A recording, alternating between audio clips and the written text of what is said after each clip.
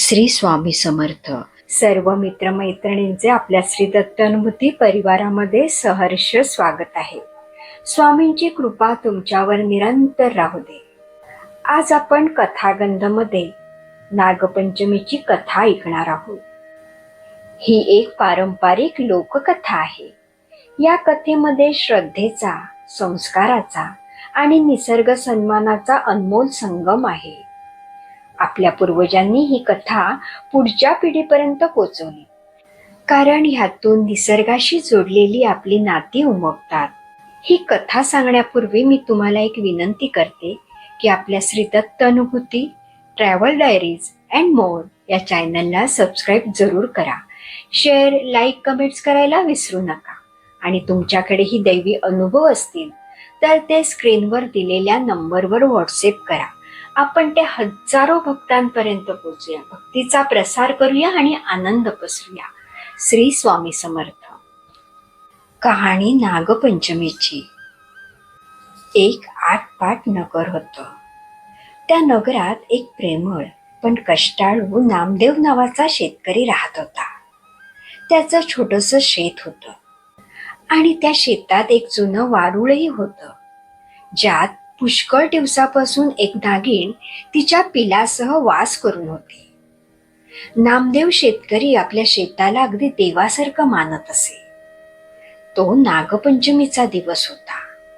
नित्यकर्म आटपून नामदेव नेहमीसारखा शेतात गेला आणि नांगरू लागला. पण नांगरताना त्याचं लक्ष काहीसं विचलित झालं आणि अचानक नांगराचा फाळ नेमकं त्या वारुळावर जाऊन लागला आणि त्या नांगराच्या फाळाने तिथल्या नागिणीची सर्व पिलं, नागकुळं मरण पावली आणि सर्व वारुळ नष्ट झाले. संध्याकाळी नागिण परत शेतात आली. पाहते तर वारुळही नाही. आपली पिलंही रक्ताने माखलेली, मृत्युमुखी पडलेली आणि वारुळही नष्ट झालेले. ती खूप दुःखी झाली, रडू लागली.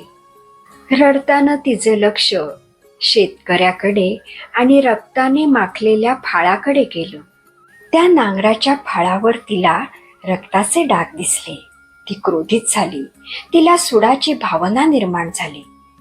ह्याच्या नांगराच्या फाळाने माझी पिलं मेली, माझी नागकुळं नष्ट झाली. आता ह्याच्या कुळाचा पण निर्वंश करायचा.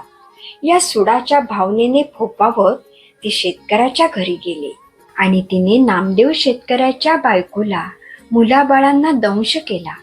त्यामुळे ते सर्व मृत्युमुखी पडले. पुढे त्या नागिणीला कळले की या शेतकऱ्याला आणखीन एक मुलगी आहे, पण ती दुसऱ्या गावात राहते. नागिणीने विचार केला की तिला पण दंश करावा, म्हणजे या शेतकऱ्याचा वंश नष्ट होईल. म्हणून नागिण शेतकऱ्याची मुलगी ज्या गावात राहत होती तिथे गेली आणि तिच्या घराच्या खिडकीवर बसली. पाहते तर ती शेतकऱ्याची मुलगी एका पाटावर नागाच्या मूर्तीची पूजा करत होती. त्यांना फुले वाहत होती, निरांजन आरती करत होती. लाया, दुधाचा नैवेद्य तिने दाखवला. ही सर्व पूजा पाहून नागिन संतुष्ट झाली. दूध पिऊन समाधान पावली. इतक्यात शेतकऱ्याच्या मुलीचे लक्ष खिडकीवर बसलेल्या नागिणीकडे गेले. ती खूप घाबरली. नागिण तिला म्हणाली, थांब, घाबरू नकोस. फक्त मला एक सांग, तुझं कुठल्या गावचं माहेर? तुझ्या आई वडिलांचं नाव काय? शेतकऱ्याच्या मुलीने तिला सर्व सांगितले. तीच नामदेव शेतकऱ्याची मुलगी आहे. हे कळल्यावर नागिणीला खूप वाईट वाटले. नागिण मनात म्हणाली की ही आपल्याला इतक्या भक्तीने पुजते, व्रत पाळते आणि आपण हिच्या आईवडिलांचा निर्वंश केला. हे काही आपण चांगले केले नाही. असं म्हणून तिने सर्व हकीकत त्या मुलीला सांगितली. म्हणून तिने त्या मुलीला सांगितले की तुझ्या वडिलांच्या निष्काळजीपणामुळे माझी पिलं, माझं घर, माझी नागकुळं निर्वंश झाली आणि सुडाच्या भावनेने मी तुझ्या आईला आणि भावंडांना दंश केला व ते मरण पावले. नामदेव शेतकऱ्याच्या मुलीला खूप वाईट वाटले. ती रडू लागली. तेव्हा नागिण तिला म्हणाली, थांब, रडू नकोस, मी तुला अमृत देते. तू ते त्यांना जाऊन पाज, म्हणजे सर्व पुन्हा जिवंत होतील. नागिणीकडून अमृत मिळताच ती ते घेऊन माहेरी आली. तिने ते अमृत आपल्या आईच्या भावंडाच्या तोंडात टाकले आणि त्या क्षणी सर्व जिवंत झाले. सगळ्यांना खूप आनंद झाला. नामदेव शेतकरीही तिथे होताच. नामदेवच्या मुलीने वडिलांना सर्व हकीकत सांगितली.